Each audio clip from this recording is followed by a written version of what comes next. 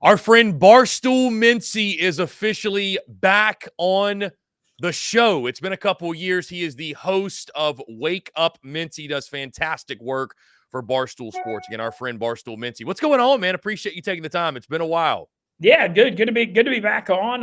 Enjoying seeing the SEC Unfiltered brand continuing to build, and yeah, happy to do it. Staying super busy. Obviously, we saw UConn win the national title last night in college basketball, college baseball. Now, entering week 5 of conference play already. Man, that was quick.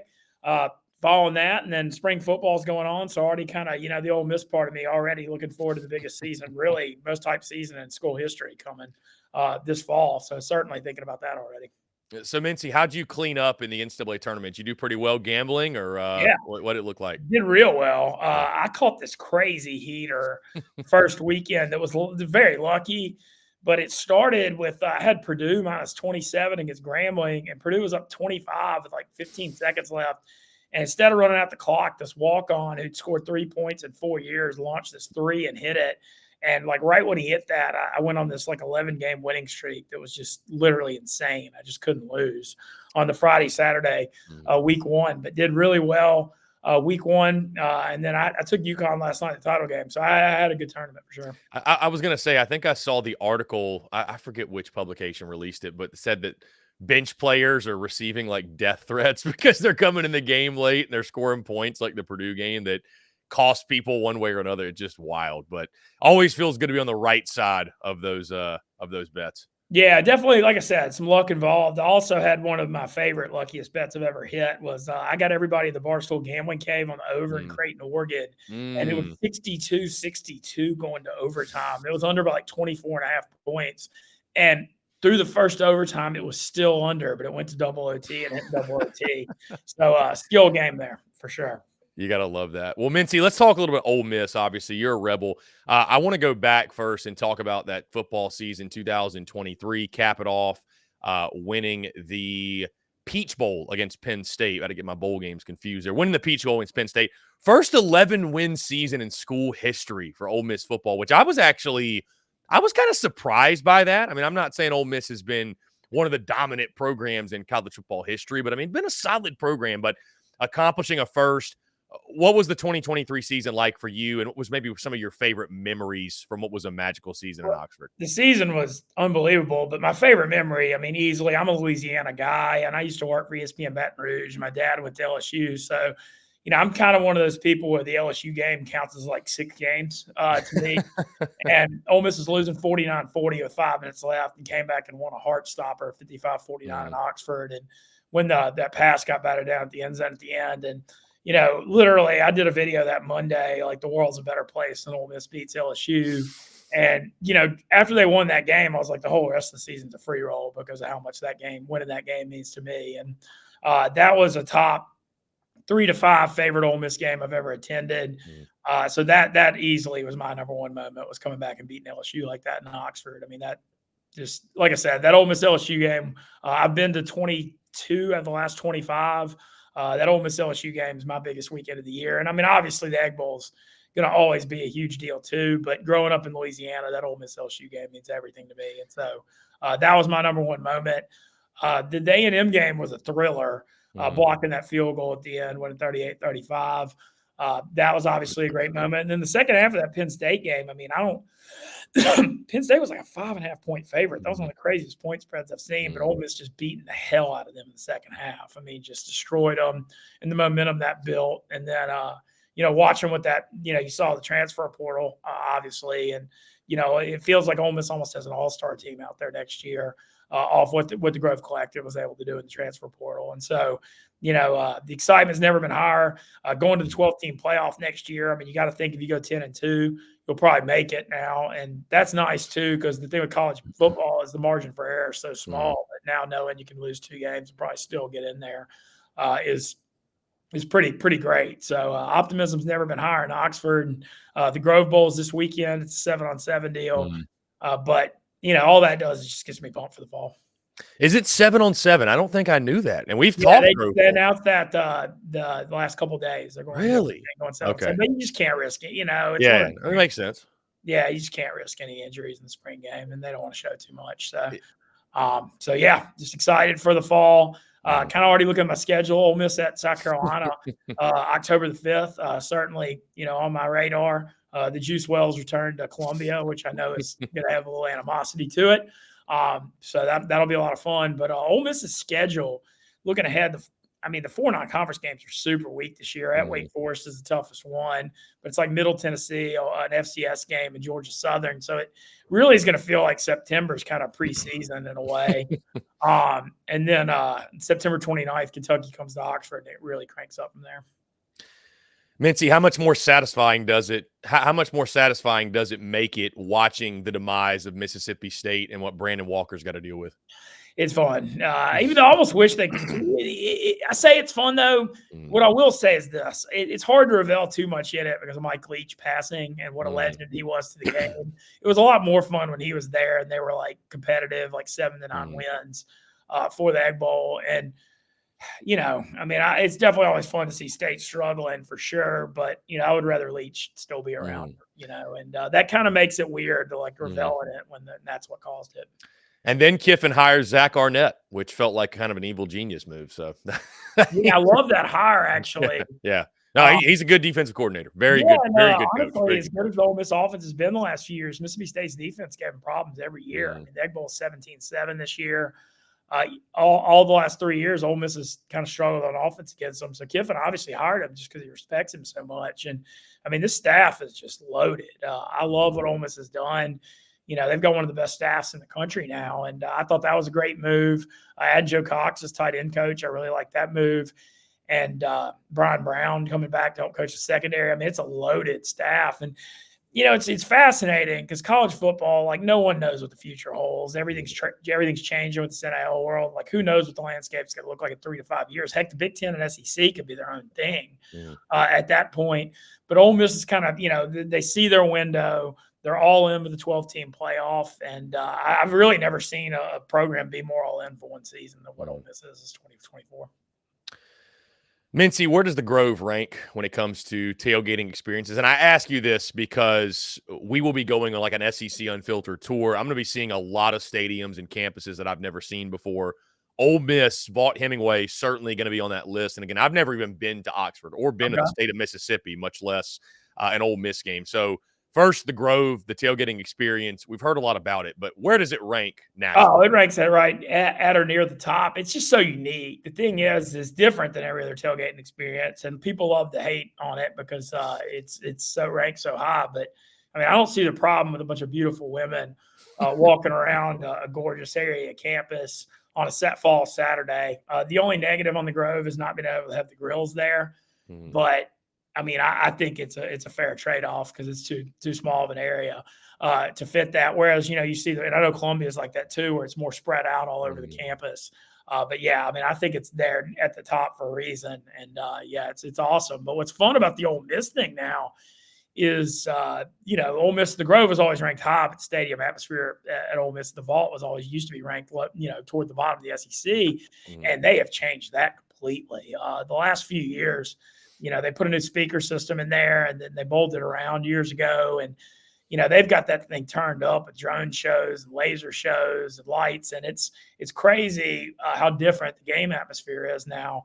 They've kind of just made it the whole brand. And like, for example, I had one of my best LSU friends come to the game this fall, and he hadn't been to an Ole Miss game in like 15, 20 years. And he used to bag on our stadium atmosphere. And after the game, he was like, I don't know what happened in Oxford, Mississippi. He's like, that was so turned up. He's like, I can't even believe it. And that's what's awesome now is seeing that game atmosphere catch up to the Grove. It's just for the overall brand. It gets so turned up in our stadium. And, that's a newer thing in the last few years for sure, but it's amazing to see. Mintzy, Lane Kiffin has been anointed the portal king, deservedly so. Your thoughts on what Ole Miss did in the transfer portal, adding just not just impact players, but really it felt like superstars all over the field. Yeah, so Lane started before the NIL stuff came out. He was hitting that portal, and it's brilliant because you look at like Ole Miss historically. Like I know Freeze pulled in that top 5 class with Robert Kabdici and all those guys and Treadwell. But historically, Ole Miss hadn't been able to get those 5 stars up against LSU and Bama and Georgia. So if you can't get those guys, find another way. And, when you look at like the transfer portal, you're bringing in, the difference between being an 18-year-old 5-star and a 21, 22-year-old all, AAC guy or whatever. I mean, you're dealing, think about the maturity level difference between 18 and 22. I mean, that's like boys and men. I mean, that's such a crazy maturity level difference. And, he was all on top of that, ahead of everybody. But then, when Kiffin was flirting with going to Auburn after the 2022 season, there was a big meeting and stuff. And, he was like, look, if I'm staying here, I got to have the resources to compete from the Grove Collective and NIL. And what's been fascinating to see to me is the Ole Miss support in the Grove Collective. And I think a lot of it has to do with the fact that you're dealing with a fan base that's just starving to win because, similar to South Carolina, who's definitely had some good years, especially the Spurrier thing, you're always like that cut below the elite programs, and it drives the fans nuts because they will do anything to win. And so you've seen the Ole Miss fan base has just given huge money to the NIL and embraced it more than anyone. And Walker Jones, who runs our Grove Collective, has just done a spectacular job organizing it and putting it all under one umbrella and, giving Lane the resources he needs to succeed. And you saw it, you look at this offseason when you go get Walter Nolan, who's the number one player overall in the portal, but not just getting him. I mean, you get Pooh Paul, who's the number one linebacker from Arkansas. Obviously, Juice Wells was the number one receiver from South Carolina. But even beyond that, Prince, the edge rusher from Florida, was second team All SEC last year. You got a bunch of guys in the secondary. But then the stuff that's not being talked about that I think is going to be the most important this season is what Ole Miss did on the offensive line. They got two starters on Washington's line, two of those guards that, started the whole year and played in the national championship. And they had a super elite offensive line. They got a interior center/guard from Southern Miss, who was the number one ranked guy O-lineman in the portal. They got a tackle, Diego Pounds from North Carolina. You're really looking, and they've got two other tackles coming back, but you almost got a whole new offensive line. On the defensive line, there was a big moment last year where I went to the Ole Miss Georgia game in Athens when Georgia just, it was a bloodletting. I mean, Georgia won 56-17, but that was the eye-opening moment where when you looked at the field, Ole Miss's linemen were just so much smaller. And after it, they just said, hey, if we're going to compete for national championship, we got to get bigger. We got to get stronger. And that's what Ole Miss has done in the trenches. And you still got McGeese and Jared Ivey coming back for senior years, plus all the guys they've added. And they've got, two 5-star D linemen, freshmen from Mississippi coming in, Kamarion Franklin being one of them. So all of a sudden, where Ole Miss, they've had the scheme on offense, the tempo and all that stuff, but now they got the dudes in the trenches. And, you look at SEC football and like what Bama and Georgia have, how big those guys are, that's what you got to have to compete at the top level. And now Ole Miss has those guys. And so there's just there's no getting around it. I mean, I don't think this is a fluke that Ole Miss is like 14-1 to win the title going the year, but they're going to be favored in every game except Georgia at home, and then at LSU, I think might be around pick'em, something like that, and they'll be favored in the other 10. So, there's a ton of optimism. Also, having a 3-year starting quarterback in Jackson Dart certainly makes you feel good about it. Obviously, a lot was made about Quinshon Judkins transferring to Ohio State, but that's just part of the deal. And, the NFL, it's kind of like the NFL thing, though. I mean, you love having elite running backs, but they are a little bit more replaceable. And, Judkins wanted a crazy amount of money. And so, there's some stuff there behind the scenes. And so I understood why Ole Miss moved on. And they got Ulysses Bentley, who had a great year last year. And Logan Diggs transferred from LSU, but he tore his ACL in the bowl game. So I don't know what you expect on him this year, but I love the move. I thought he was really good in Baton Rouge. And, we'll see on the running back stuff. I heard more may be coming. So when the portal reopens. So, I think you're going to be seeing more of a platoon at running back, but the receiving core with Juice Wells and Trey Harris and Jordan Watkins and Deion Smith, who was the number one JUCO receiver, finally getting on campus. I mean, the receiving core is loaded. Caden Prieskorn Prieskorn was just had like an iconic game in the Peach Bowl. I was worried he did so well in the Peach Bowl he wouldn't come back. How good, but he's coming back too. And the amount of experience on this team is crazy, and the expectations are super high. And I don't think it's a fluke. I mean, I think this is a really good football team, and I expect them to win. Mintzy, we've mentioned the portal obviously a ton, and you mentioned how the NFL vibe feeling of what happened with Quinshon Judkins, and I think a lot of folks will look at what's going on with the portal NIL and say maybe it's turning into NFL light. When you're in a position as an Ole Miss fan where you've benefited so heavily from the portal NIL, I guess it's easy to say that you love those things and love the changes in college football. But even even Lane Kiffin has come out, and I don't think he's really a fan of what college football is now, but he knows what you have to do to win big. What are your thoughts on it? How do you feel about where we are in college football? With the portal, like you mentioned, that window is about to open up, and I mean, it's from some of these national guys, they're talking about it's going to be pure chaos, and people like Bama and some of these others are going to be picking players off. Maybe Ole Miss is going to do the same. Your thoughts on the portal, NIL, and just the overall state of college football and where it's at and where it's headed? Well, look, I'm all about the players getting paid. I love that. These guys are giving their bodies. You look at pro football, NFL, you got 32 teams with 53 active roster spots and then 7 more non-active. I mean, you're talking about a little over 1,800 players in the world in the NFL. And when you look at college football with 85 scholarships and, you got 130 D1 teams and like 60-something the Power 5, think about the just math of how many people that is that will not be making it to pro football. And so I'm all about the players getting their money. We have these TV deals. There's plenty to go around. So I love that. I'm sure what Lane's referring to, and I understand this, is like maybe having it regulated a little bit better. And I think the biggest thing is they got to, and now that the 12-team playoffs come, they got to quit lying to themselves about the bowl game thing, because when that portal reopens at the end of the season, everybody's worried about the rosters for next year, and the bowl game thing has just become an exhibition game, and it'll only become that more and more with the playoffs expanding from 4 to 12.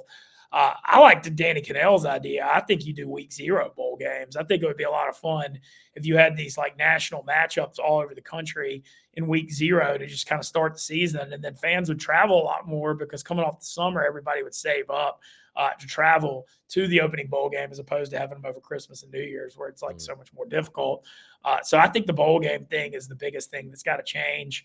And I think the writing's on the wall on that front. And I wouldn't be surprised if something, I don't know if they'll do the week 0 thing, but I think something's coming on that front. But, it's just a difficult thing on the portal in football because you got to have the guys transfer before the second semester. Like the basketball one, it's crazy that it's open during the NCAA tournament. Like I think the basketball one, like why not just close it till after the Final Four, because you don't need to transfer during March or beginning of April. So that one doesn't make sense to me. But I'm curious to see, I don't know if there'll be a salary cap or what they do to change it, but I do think it needs to be regulated a little more because like you said, it's the Wild West. And then especially with the contracts, do the guys fulfill them? Do you pay them at the end when they, after they serve, they have to play their full year or a couple years or whatever the deal is? Because a lot of these schools, I know a lot of the behind the scenes stuff, you're seeing a lot of these schools are offering these like 2 and 3 year deals now where they're like, we'll give you $100K for the first 2 years and like $500 for the third year. Well, does that mean those contracts are etched in sand? Like they say they're giving you that now, but are you actually going to get to your third year because you can turn these rosters over? And so, I think there's got to be a way it gets regulated a little more.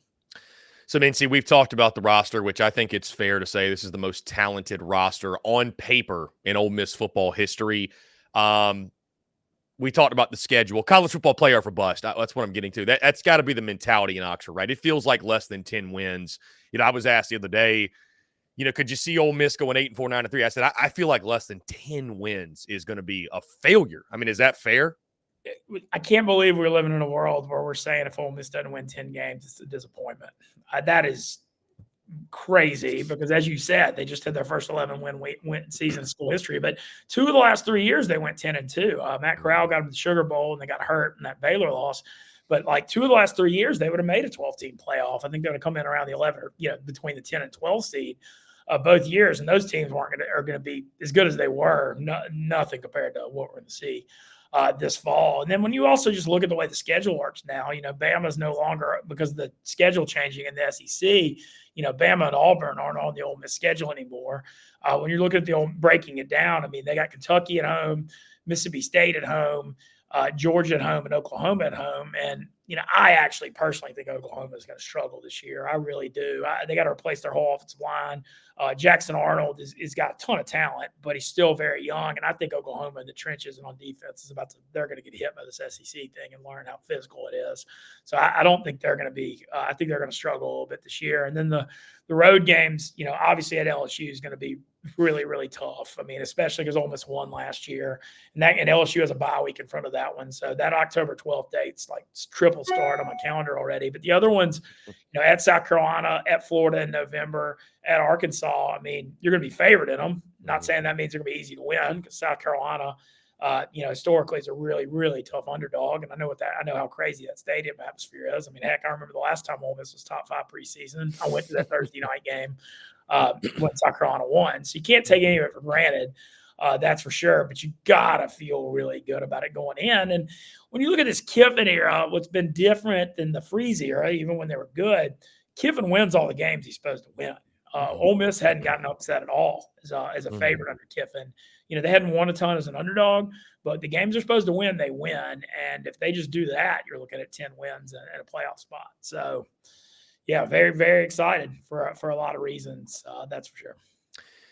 Mintzy, outlook of the SEC outside of Ole Miss. I guess the very obvious storyline that jumps out is Alabama and Kalen DeBoer. It's been weird, honestly, seeing the videos from practices, like the culture change. Like, it's so much different, which good on Kalen DeBoer for embracing himself and being himself. But I know it's something that fans of the Crimson Tide are having to get used to. And I think many of us who have followed Alabama football are having to get used to. Your thoughts on Kalen DeBoer in Tuscaloosa, how they're going to fare this year? It's hard to tell. I do like the Kane Womack defensive coordinator hire a lot. I thought that was a really smart move too, with DeBoer not having any South ties, and Kane Womack obviously did a great job at South Alabama as their head coach the last few years. So I thought that was a really smart move. I think he's going to do it. I mean, he's a great football coach. He's won everywhere he's been. I mean, getting Washington to the national championship last year. I mean, Washington is a top 20, top 25 program, and he almost won the whole damn thing there. But the one thing that's a concern is just he doesn't have any South ties. And so, how will that impact the recruiting and all that? I mean, Ole Miss has been poaching some of those Bama guys because Pete Golding recruited them there to play defense. So, it's weird to know what Bama's going to be this year. I do think Milroe, we saw how much he stepped forward last year. So that's a heck of a start. But you got to think there's going to be some kind of regression. Now, how much, I don't know. I mean, does that mean 8-4? Does that mean 10-2? Well, time's going to tell. But I do think you got to think, I mean, the standard's just been so good. You got to think there's going to be some kind of a step back here. Mintzy, before we get you out of here, I do want to mention basketball and baseball for Ole Miss, because on the basketball side, Chris Beard, your thoughts on year one for him? I mean, it looked like he may be taking that Kentucky job or maybe Arkansas job that was opening up, and he's going to be staying in Oxford. You feel like Ole Miss basketball is in good hands with his leadership? Because I know he's had his off-the-court stuff, but on the court, I mean, he's one of the best in the game. Oh, yeah, I feel great about it. I mean, obviously this year, Ole Miss played a weak non-conference schedule, and so probably got a little too optimistic. They were the story of college basketball for a while. Yeah, they were. Yeah. And but that they probably got a little too hyped up there, and they definitely kind of collapsed down the stretch. But Beard, I mean, he's going to get his guy. The thing is that it comes down to the NIL world, and clearly the Grove Collective is going to throw down and give him the money to go get the guys he wants. So yeah, I feel great about Beard. Great. I think give it time. I expect next year to take a big step forward and hopefully be an NCAA tournament team in year 2. Thrilled he embraced staying in Oxford. And just, we got to mention Keith Carter as athletic director. He's an Ole Miss guy, obviously played basketball there in the mid to late 90s, but man, the job he's done is just unbelievable, getting Kiffin and Beard, and even what Coach O has built on the women's basketball side of the school that doesn't have the most tradition on that front. Made Sweet 16 last year and top 3 in the SEC this year. That's going well too. So I feel like, everybody talks about Lane and Beard, but you got to mention what Keith's done. I mean, he's, I like the hire when they made it when Ross Bjork left, but I thought he knew like the Ole Miss culture well, but I didn't realize it was going to be at this level. I mean, he's doing one of the best jobs as an athletic director in the country. And then Mintzy on the diamond, I have to ask, did you sell your soul for that national championship 2 years ago? Because based off what we've seen on the field after that, the 2023 Rebels, and then this year, not quite to that level, but the downfall of Ole Miss baseball since winning the title. I'm like, what did Mintzy sacrifice to make that happen? Because, and I'm sure you don't care, right? Your team wins a national championship. It's like, hey, I got a 5-year window where I'm pretty content with my sports team. Yeah, so that's kind of my attitude on it. I mean, obviously, no one likes losing, Right. and I hate seeing it. Almost 3-9 right now in the SEC, and they were 6-24 last year. I mean, that's crazy. You're 9-33 your last 42. But I was chasing the dragon with Ole Miss baseball for over 20 years. I was part of left field tailgate and just super into it. And that program was so good and so consistent for so many years, but just always struggled in the postseason. Made it in Omaha in 2014. Was like 1-5 in super regionals until the 2022 season. And, here's the thing. They were 14-16 in the SEC the year they won the national title. They got the 64th bid. And then they caught lightning during the tournament with the right leadership and the 1-2 combo of Dylan DeLucia and Hunter Elliott on the mound. They went 10-0 in those games they started. But, I mean, I had that moment in Omaha where I was like, look, I mean, I've been chasing this 20 years. I got to see this national title.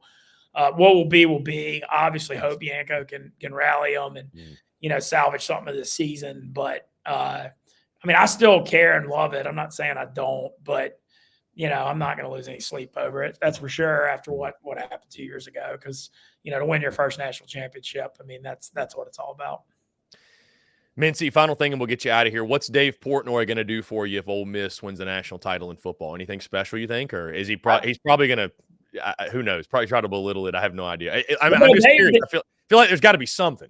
Well, Dave loves Lane, and Lane's a fan of Dave. So just having that relationship is great with Barstool and Ole Miss. And so, I feel like hopefully we can get some Lane and Dave stuff going content-wise this year. Certainly knock on wood, hope so. But I think Ole Miss winning and then Dave and Lane's relationship being a solid one, I feel really good about what's coming this fall on that front. And heck, Dave supported the Grove Collective. We sold these brick watches for the collective and raised a bunch of money for us. And, Dave hadn't done that deal for any other school. So I feel really good about everything on the Dave Ole Miss front. And just what I'm excited about is getting the Barstool show to the Grove sometime this fall. And so I'm pushing hard for that behind the scenes right now and trying to figure that out. I feel like that's going to be a must, especially with the Georgia game, right, being on the Grove as well. That's got to happen. I think that's the Georgia game would be the first time. First time too. Georgia game is November 9th. Oklahoma game October 26th. I think is an option as well. Yeah. But got to happen. And then it's interesting because the way the playoffs are designed, that first round being the 5 through 8 seeds, hosted on campus games December 20th. I mean, I know this is crazy, but you'd almost. I mean, I know you have to win another game, but just having a playoff game on your campus, I'd almost rather be 5 through 8 than 1 through 4 just to get that experience on the campus playoff game. And I wish they could work it out. I know the bowl games you have to figure it out, but I wish that second round could be on campus too, just so the 1 through 4 seeds could host a game too. But obviously they're going to keep all their ties to the bowls intact. But I just can't even imagine having an on-campus playoff game in Oxford, Mississippi. I believe that'd be like December 20th weekend if it happened. So, would certainly love to see that. I mean, like I said, if you ask me if you'd rather Ole Miss be the 4 or the 5, I really think I would say I'd rather be the 5 and have an on-campus game, especially if you're playing the 12, which is probably going to be like the best G5 team, Would be nothing more electric, certainly, than a home playoff game at Vaught-Hemingway with the Grove. Crazy. Can't even imagine it. Yeah, I know. What a world we're living in that we're even discussing this. But, shout out to Lane, though. I mean, you got to the job Lane's done in Oxford is just, I mean, it's unbelievable. Not just the winning, but the brand stuff. I mean, Ole Miss, after the freeze era was in all that trouble and, had some really leaner years with Matt Luke. And it was, just a lot of product of all the trouble they were in. And Lane came in that first year, and even though Ole Miss went 5-5 the first year, they led the nation in scoring and offense. And he just built this super exciting, fun brand. And, the way he's used social media and the way the Ole Miss video team does stuff. I mean, it's a whole thing with the Grove and Stadium. And, it's just it's turned into just one of the most electric brands in sports. And, I'm glad to just be a tiny part of it. That's for sure. Mintzy, always a pleasure, my friend. I think it had been about 3 years since you and I last spoke on the airwaves, so let's definitely do it again soon. Glad to catch up again. One more time, let folks know you're doing fantastic work with Barstool Sports. You're a staple in their content offering, man. Again, keep crushing it. But let folks know one more time, just in case maybe they're unfamiliar with your daily live show or where you're at on social media. Let folks know where they can find all your work. Yeah, so Tuesday through Thursday, 8 a.m. Central. I'm doing Wake Up Mintzy from the Barstool office. Hoping to take it on the road sometime. Working on trying to do it from the SEC tourney tailgate in Hoover would be really fun because we might run into you down there then. They got those 9 a.m. games because Yeah. they play games all day. So an 8 a.m. show, like my Louisiana buddies take a trip every year and do a huge tailgate outside the left field like parking lot. So come by there if you're there. But we're hopefully trying to do something like that. I'm gonna be at the SEC tourney. I think I'll go opening weekend of Omaha. It's kind of what I'm looking at on the college baseball front right now. But yeah, Tuesday through Thursday, and then day to day here, man, I don't even know what I'm going to be. I'm involved in the Yak a lot. I'm on gambling streams, and then we have all kinds of other stuff. I mean, just it's the traveling circus. I never know what's going to happen on a day to day basis, but follow that Barstool Mintzy for all the fun on Twitter and Instagram. Just trying to stay out of Dave Portnoy's doghouse. Yeah, trying. The good thing is this week he had that $600K future bet on UConn to win the title, and he won $2.1 million. He'll be in the office. We've got a mini golf tournament that he's going to be part of Wednesday and Thursday. But you know, Dave, I was around him after Michigan won the title too, and it's a lot more pleasant when he's hot gambling.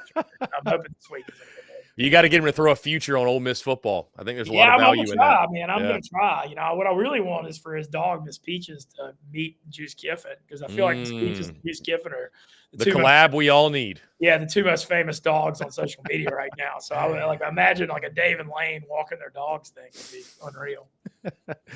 Mintzy, always a pleasure, my friend. I appreciate you taking the time. We'll definitely. Yeah, let me know if you're coming to Hoover because I'll definitely. Yeah, we'll be there. We'll link up. All right, sounds good.